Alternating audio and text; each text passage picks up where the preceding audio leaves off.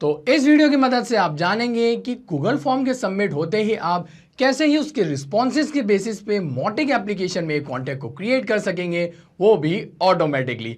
तो मैंने public connect की मदद से गूगल फॉर्म्स और मोटिक एप्लीकेशन को इंटीग्रेट करके कुछ इस तरीके से ऑटोमेट किया है कि जब भी कोई न्यू रिस्पॉन्स मैं रिसीव करता हूं मेरे गूगल फॉर्म से, तो उसके ऐसा होते ही वो ऑटोमेटिकली ये कॉन्टैक्ट क्रिएट कर देता है मेरी मोटिक एप्लीकेशन में। तो ये सब कैसे होता है, आइए देखिए। प्रोसेस को शुरू करने के लिए आप अपने ब्राउज़र पे लिखिए pabbly.com/connect, देन एंटर कर दीजिए। ऐसा करते ही ये ले आएगा हमें Pabbly कनेक्ट के लैंडिंग पेज पे, जहाँ पर अगर आपने पहले कभी कोई अकाउंट क्रिएट नहीं करा है तो प्लीज़ इस साइन अप फ्री बटन का उपयोग करते हुए फ्री में एक अकाउंट क्रिएट कर लीजिए, और अगर आप पहले से ही हमारी सर्विसेज का उपयोग कर रहे हैं तो साइन इन पे क्लिक कीजिए।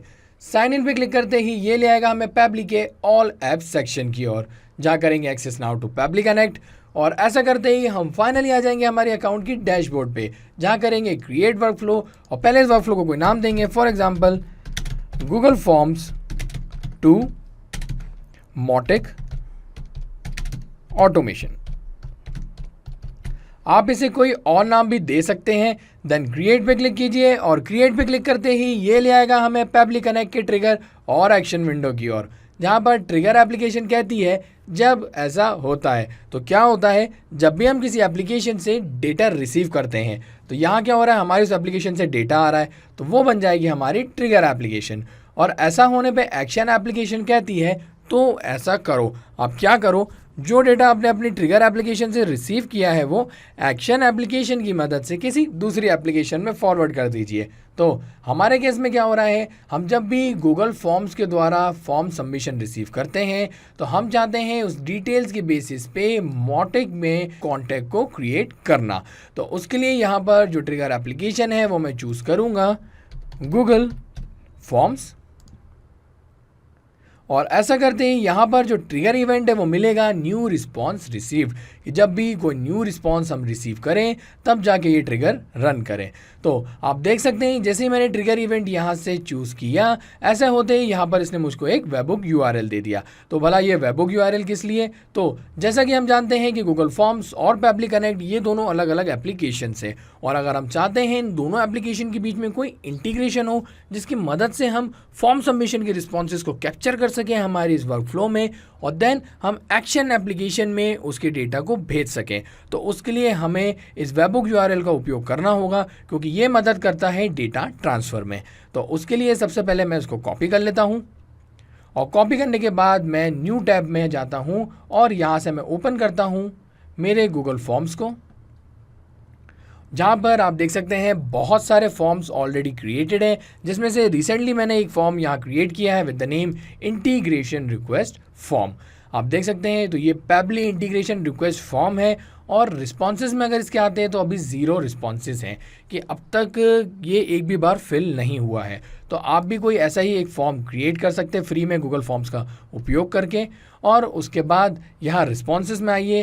रिस्पॉन्सेज में आने के बाद आप जाइए क्रिएट स्प्रेडशीट की, और क्रिएट स्प्रेडशीट की और क्यों, क्योंकि जो भी गूगल फॉर्म्स के रिस्पॉन्सेज हैं हम वो ऐड करते हैं हमारे गूगल की स्प्रेडशीट में। तो मैं क्रिएट स्प्रेडशीट को क्लिक करता हूं, और देन यहाँ क्रिएट पे क्लिक करता हूं। क्रिएट पे क्लिक करते ही एक न्यू टैब ओपन होगी, और यहाँ पर आप देख सकेंगे कि इंटीग्रेशन रिक्वेस्ट फॉर्म के रिस्पॉन्सेज के नाम से एक स्प्रेडशीट ऑटोमेटिकली यहाँ क्रिएट हो चुकी है। और इसके अंदर आप देख सकते हैं वो फील्ड्स जिनकी बेसिस पे मैंने ये फॉर्म क्रिएट किया है, वो है first name, last name, email, phone और रिक्वायरमेंट की। तो अब इन्हीं के अंदर मुझे वो डेटा चाहिए कि जब भी फॉर्म फिल हो उसका डेटा यहाँ आ जाए, और देन उसके रिस्पॉन्स को हमारा जो वर्कफ्लो है वो भी कैप्चर कर ले। तो वो कराने के लिए हमें जाना होगा एक्सटेंशंस में, और उसके अंदर हम जाएंगे add ons, then get add ons, और गेट एड ऑन्स को सिलेक्ट करते ही ये हमें ले आएगा गूगल के वर्कस्पेस मार्केट प्लेस में। यहाँ सर्च एप्लीकेशन में हम सर्च करेंगे Pabbly कनेक्ट वेबबुक्स को, देन ऐसा करते ही आप देख सकते हैं यहाँ पर Pabbly कनेक्ट वेबबुक्स की एप्लीकेशन, इसको ओपन कीजिए, और ओपन करने के बाद आप देख सकते हैं ये ऑलरेडी यहाँ पर इंस्टॉल है। तो अगर आपने भी इस एप्लीकेशन को पहले इंस्टॉल किया हुआ है तो अच्छी बात है, लेकिन अगर आपने नहीं इंस्टॉल किया है आपको यहाँ पर इंस्टॉल का जो बटन मिलेगा उसको क्लिक करके इंस्टॉल कर लीजिएगा। तो मैं इसको अभी क्लोज करता हूँ और वापस जाता हूँ मेरे एक्सटेंशंस की ओर और आप नीचे देख सकते हैं ये ऑलरेडी इंस्टॉल्ड है, तो यहाँ पर ये एप्लीकेशन दिख जाएगी। तो मैं जाता हूँ इसकी इनिशियल सेटअप में और उसके अंदर यहाँ पर दो फील्ड्स मिलेंगी। एक है वेबबुक यूआरएल की, जो कि है सिलेक्टेड शीट की हमारी फॉर्म रिस्पॉन्सेज 1।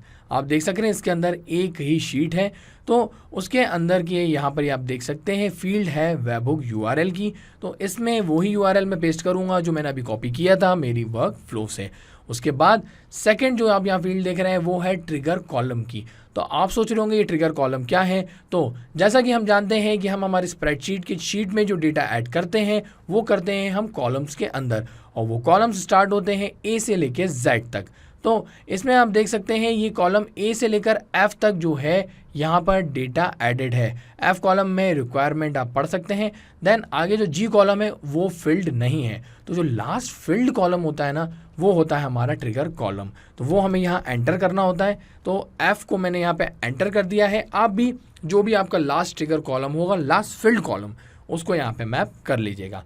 देन सबमिट पे क्लिक कीजिएगा और सबमिट पे क्लिक करते ही यहाँ पर आपका जो सेटअप है वो कॉन्फ़िगर्ड हो जाएगा सक्सेसफुली। ठीक है, ऐसा होने के बाद आप इसको क्लोज कीजिए और वापस आइए एक्सटेंशंस में, देन जाइए पब्लिक एंड वेबबुक्स में। देन यहाँ पर ये जो सेंड ऑन इवेंट का बटन है उसको सिलेक्ट कर लीजिए। उसको सिलेक्ट करते ही यहाँ पर आप देख सकते हैं वर्किंग बता रहा है, और ये वर्किंग जैसे कंप्लीट होगी यहाँ पर जो आपका इंटीग्रेशन है गूगल शीट्स का पब्लिक कनेक्ट के साथ वो कंप्लीट हो जाएगा। अब यहाँ पर ये इंटीग्रेशन जो है वो कंप्लीट हो चुका है। तो मैं आता हूँ मेरी वर्कफ्लो की ओर, और तो आप उसमें देख सकते हैं ये यहाँ वेट कर रहा है वेबबुक रिस्पॉन्स का। तो वो ऐसा क्यों? क्योंकि हमें क्या है, जब भी फॉर्म फिल हो तो उसकी डिटेल्स के बेसिस पे हमें हमारे मोटिक एप्लीकेशन के अंदर कॉन्टैक्ट क्रिएट करना है। तो उसके लिए यहाँ पर हमें क्या एक रिस्पॉन्स की ज़रूरत पड़ेगी।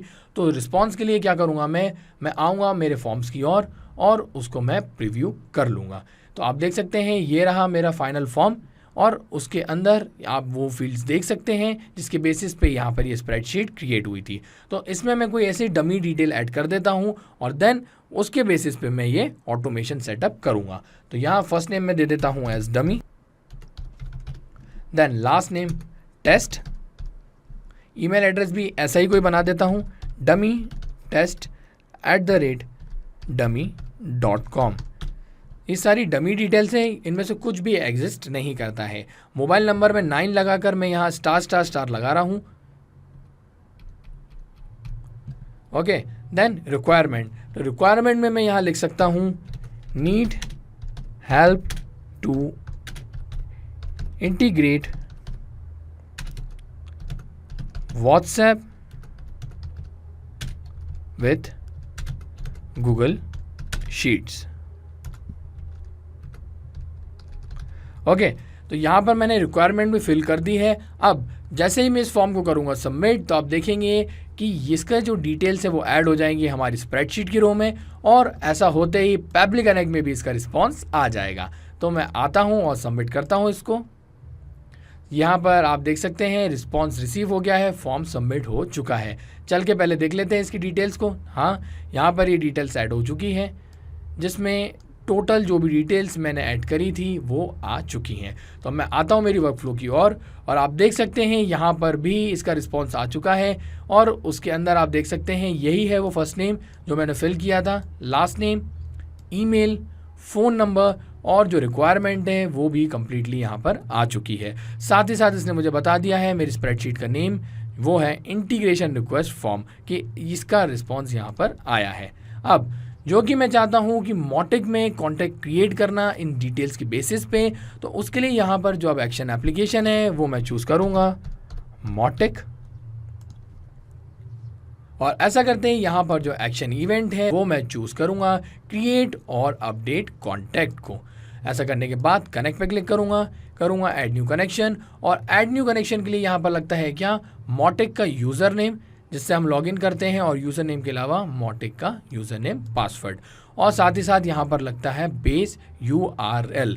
तो ये बेस URL, तो मैं आपको बता दूँ यहाँ पर आप डाल दीजिएगा आपके मोटिक का user name, then password. But जब बात आती है बेस यूआरएल की, तो बेस यूआरएल मैं आपको बता दूं, जैसे कि ये रही मेरा मॉटिक एप्लीकेशन का डैशबोर्ड, और इसका जो आप ये यूआरएल देख पा रहे हैं, ये आप जाके अच्छे से चेक कर सकते हैं इसकी सेटिंग्स में। देन कॉन्फ़िगरेशन में जाते ही आप देख सकते हैं ये रहा साइट का यूआरएल।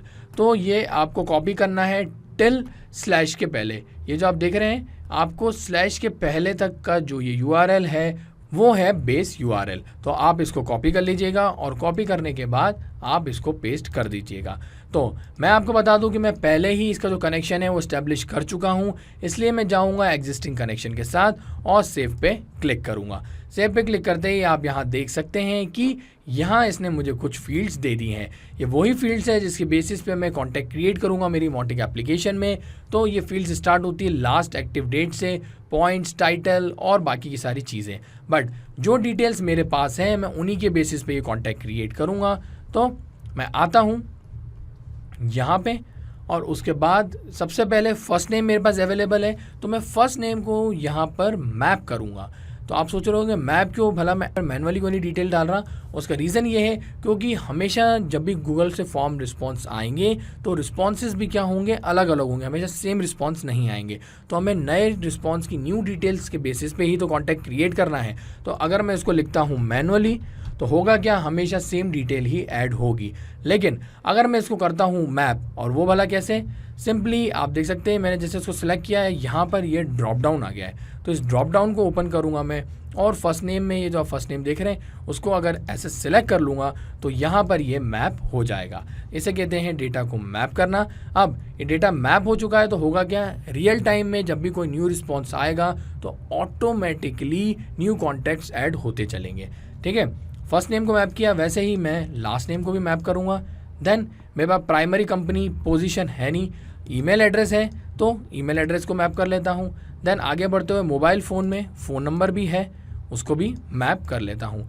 और मैं अगर आगे आता हूँ, यहाँ पे रिक्वायरमेंट्स की बात आती है, तो यहाँ पर रिक्वायरमेंट्स का कोई ऑप्शन नहीं दिखाई दे रहा है, तो मैं उसको ऐसे ही ब्लैंक छोड़ देता हूँ।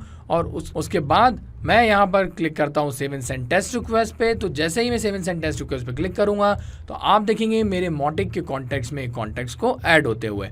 उससे पहले मैं आपको कॉन्टैक्ट्स की ओर लेके चलता हूँ और बता देता हूँ यहाँ पर नो रिजल्ट फाउंड बता रहा है, मतलब कोई भी यहाँ पर रिजल्ट अभी है नहीं। दैट मीन्स कि जब भी कोई कॉन्टैक्ट ऐड होगा तो वो होगा एक फ्रेश न्यू कॉन्टैक्ट ऐड। तो वो करने के लिए मैं आता हूँ यहाँ पर और करता हूँ एक save and send test request, और ऐसा होते ही आप देख सकते हैं रिस्पॉन्स रिसीव्ड कि रिस्पॉन्स आ चुका है। दैट मीन्स वहाँ कॉन्टैक्ट क्रिएट हो चुका है। तो वापस आता हूँ मॉटिक पे और एक बार इसको रिफ्रेश कर लेता हूँ, और रिफ्रेश होते ही आप यहाँ पर देख सकते हैं ये जो कॉन्टैक्ट डिटेल है वो ऐड हो चुकी है। यही उनका नाम था, डमी टेस्ट। इसके अलावा यही ईमेल एड्रेस और यही फ़ोन नंबर मैंने यहाँ पर ऐड किया था। तो है ना कितना ही ऑसम ऑटोमेशन ये। और इस ऑटोमेशन की मदद से आपने देखा कैसे ही वर्क फ्लो से हमारा कॉन्टैक्ट की डिटेल जो है वो ऐड हो गई है और एक कॉन्टैक्ट क्रिएट हो गया है मॉटिक के कॉन्टैक्ट्स में। तो वापस आइए ऐसा करने के बाद आपकी वर्क फ्लो की ओर और सिंपली इसको सेव कर दीजिए। तो आपने देखा कि कैसे ही मैंने यहाँ पर वर्क फ्लो क्रिएट करते वक्त गूगल फॉर्म से जो रिस्पॉन्स रिसीव किया था उस रिस्पॉन्स को मैंने save and send test request की मदद से एक कॉन्टैक्ट क्रिएट कर दिया मेरी मॉटिक एप्लीकेशन में। बट अगर रियल टाइम में कोई न्यू फॉर्म रिस्पॉन्स आता है तो उसके ऐसा होते ही क्या ऑटोमेटिकली कॉन्टैक्ट क्रिएट हो जाएगा। तो वो दिखाने के लिए मैं वापस से आता हूँ मेरे फॉर्म्स की ओर और मैं एक और रिस्पॉन्स यहाँ पे सबमिट करता हूँ। तो इस बार मैं फर्स्ट नेम दे देता हूँ डेमो और लास्ट नेम दे देता हूँ डमी, और ईमेल एड्रेस भी कुछ ऐसे ही डाल देता हूँ demodummy@dummy.com। देन फ़ोन नंबर की बात आती है तो फ़ोन नंबर यहाँ पर मैं वापस से स्टार लगा के एक ऐसे फ़ोन नंबर डाल दे रहा हूँ, और रिक्वायरमेंट यहाँ पर कंपलसरी है तो लिखनी पड़ेगी। तो लिख देता हूँ need help with integration between Google Forms with Pabbly Connect. Okay, अब मैं इस फॉर्म को जैसे सबमिट करूंगा तो आप देखेंगे इस डिटेल्स के बेसिस पे कैसे ही कॉन्टैक्ट क्रिएट हो जाएगा मेरी मोटिक के कॉन्टैक्ट्स में। पर उससे पहले मैं वापस आपको कॉन्टैक्ट्स की ओर लेके आता हूं और आपको बता दूं यहाँ पर अभी सिर्फ एक सिंगल ही कॉन्टैक्ट जो है वो क्रिएटेड है, ठीक है, और कोई कॉन्टैक्ट और ये जो डिटेल्स मैंने भरी है उसके बेसिस पे ये ऑलरेडी कॉन्टैक्ट एग्जिस्ट नहीं करता है।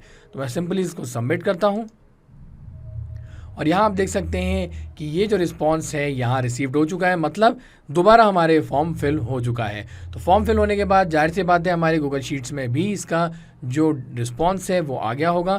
तो आप देख सकते हैं यहाँ पर ये रिस्पांस आ चुका है। अब रिस्पांस आ चुका है तो साथ ही साथ कॉन्टैक्ट भी क्रिएट हो जाना चाहिए। तो हम आते हैं मोटिक एप्लीकेशन की ओर और एक बार कॉन्टैक्ट्स को रिफ्रेश कर लेते हैं। तो ये रिफ्रेश होता ही आप देख सकते हैं कि यहाँ पे एक नया कॉन्टैक्ट क्रिएट हो चुका है जिसका नाम है डेमो डमी और यही उसका ईमेल एड्रेस है। इसको ओपन कर लेता हूँ तो आप देख सकते हैं जो मैंने कॉन्टैक्ट नंबर डाला था वो भी यहाँ पर आ चुका है। इसका ये मतलब हुआ सक्सेसफुली हमारी ये वर्कफ्लो काम कर रही है और ये ऑटोमेशन ऐसे ही ऑटोमेट होता रहेगा अनटिल एंड अनलेस हमारी ये वर्कफ्लो यहाँ पर ऑन रहेगी। ओके, जैसे जैसे फॉर्म रिस्पॉन्सेज मिलते जाएंगे वैसे वैसे डिटेल्स के बेसिस पे ये कॉन्टैक्ट क्रिएट करता चलेगा। एक और ख़ास बात, ये जो वर्कफ्लो मैंने यहाँ पर क्रिएट करी है इसका जो लिंक है वो मैं ऐड करूँगा मेरे इस वीडियो डिस्क्रिप्शन के साथ, ताकि अगर आप चाहें तो इसको फ्रीली ओपन करके अपने अकाउंट में देख सकते हैं। और अगर आप चाहते हैं सेम वर्कफ्लो को इंस्टेंटली क्रिएट करना तो आप मेरी इस वर्कफ्लो को क्लोन करके ऐसा कर सकते हैं। तो था ना आसान, और ऐसे ही आसान ऑटोमेशंस के वीडियो के लिए आप हमारे चैनल को सब्सक्राइब कीजिए। साथ ही साथ अगर आपको मेरा वीडियो अच्छा लगा है तो उसे लाइक जरूर कीजिएगा और ज्यादा से ज्यादा शेयर भी कीजिएगा। और अगर आपके मन में कोई सवाल तो वो हमें बता दीजिए forum.pabbly.com पे, और एक बार हमारी प्राइसिंग लिंक भी जरूर देखिएगा। इस वीडियो को देखने के लिए आपका बहुत बहुत धन्यवाद।